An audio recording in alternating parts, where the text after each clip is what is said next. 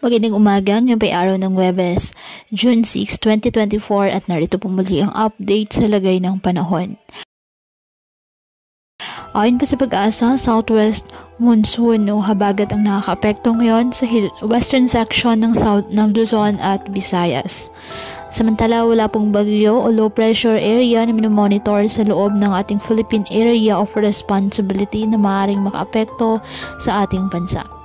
Ngayong araw, dahil po sa hanging habagat o southwest monsoon, ang Metro Manila, Ilocos Region, Cordillera Administrative Region, Zambales, Bataan, Tarlac, Pampanga, Bulacan, Calabarzon, Mimaropa at Western Visayas, asahan po ang maulap na kalangitan na may kalat-kalat na pag-ulan at thunderstorms.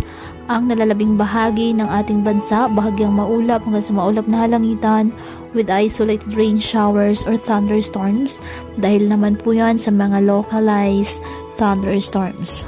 Kaya patuloy pa rin po natin na pinag-iingat ang ating mga kababayan sa banta po ng mga posibilidad ng pagbaha at pagguho ng lupa, lalo na kapag may malalakas na ulan.